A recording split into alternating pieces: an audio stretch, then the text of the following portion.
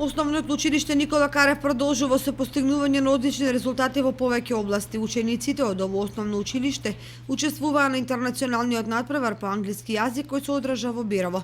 На надпреварот учествуваа 25 ученика, тројца од нив беа прогласени за најдобри и земаа право на учество во полуфиналето, кој доправа ќе се знае каде ќе се одржи. Значи, од нашето училиште учествуваат 25 ученика на интернационалниот надпревар во Берово, ХИПО, кој истовремено се одржуваше и во Бугарија, и во Албанија, и во Босна, и во повеќе други балкански држави.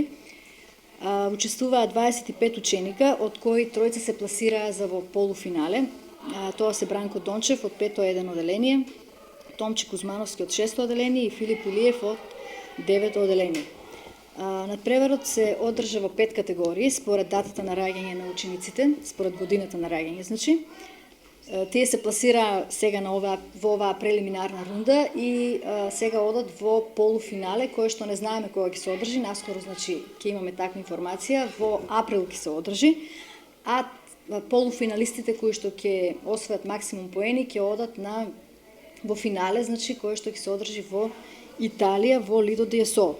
Сите ученици кои што ќе ги освојат максимум поените ќе се стекнат со сертификат за познавање на англискиот јазик, тој сертификат е меѓународно признаен и со дополнителни други награди. Исто така имаме ученици кои што учествуваа и на општинскиот надпревар Spelling Bee и тие се пласираа, околу 6-7 ученика се пласираа за регионален надпревар и се надеваме дека и таму ќе освојат добри резултати. За искуствата и постигнатите резултати еве што истакна учениците. Ние бевме учесници на ХИПО надпреварот по англиски и ние овде што сме тројца стигнавме до полуфиналето.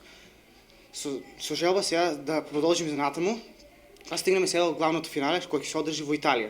Па можеме да кажеме дека Италија подобро да се припреми за нас тројцата.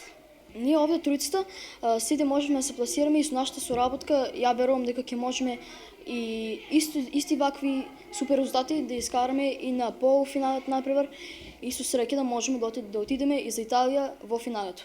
И се надевам дека ќе постигнам добри резултати како што постигнав сега во полуфиналото. Ова е уште еден доказ за успешното работење на учениците и вработените од ово училиште.